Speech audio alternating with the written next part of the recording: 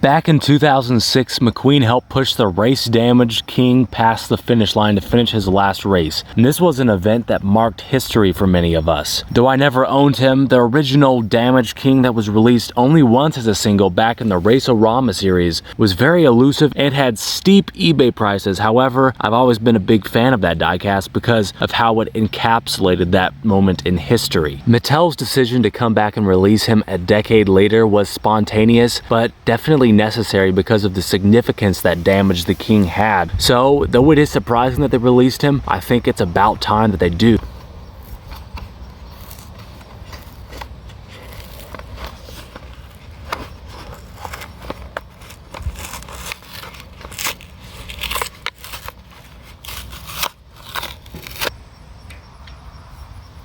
Though it's crazy to say, we have a Thailand variant of the Race Damaged King here, alright, but there are some significant things that have changed on him. One of these changes includes a darker tint for the damage detailing that goes on around his body, and to me this does look a lot more accurate, and I absolutely commend Mattel for changing this on him. But whereas he used to have a grimace in his mouth, now he has a grin. The King, who visibly was in pain after this crash, has been given a grin because I guess Mattel thinks this makes it more kid-friendly and less violent. I don't know how that could be because he's still battered into oblivion, but to me that is just ridiculous that they gave him a grin, and in a way it ruins the expression that he had in this scene. But if you can really bring yourself past that weird decision that would be better not mentioned, then you're going to have to deal with the fact that he has really grainy decals, unfortunately. This isn't the worst that Thailand has done, but his eyes, especially in the white area, is very grainy, as well as his gray rims,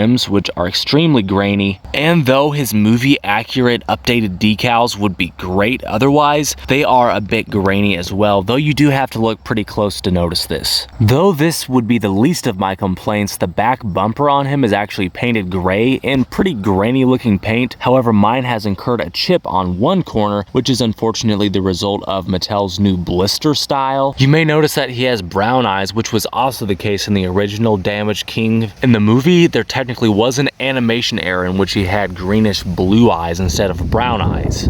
Though, since throughout the rest of the movie he had brown eyes, it definitely was an animation error, and so I am in favor of Mattel correcting him to have the brown eyes like the regular The King. I love how the regular The King has a nice shining and glossy paint job, wherever Mattel opted for a matte blue finish for this one to make him look more rugged and battered. Though the mangled spoiler is a plastic attachment, I think it looks great, and the color matching on it is spot on. Also, for reasons unexplained, he has ports on the bottom for Mater to be able to tow him with his towing feature. Though there are some things detracting this diecast release, including the grin and some of the grainy decals and so forth, overall I think the thing that really brings us to life is the mold and the dents that were incorporated into the model that they used for this diecast. And overall, I'm just really thankful that they re-released him.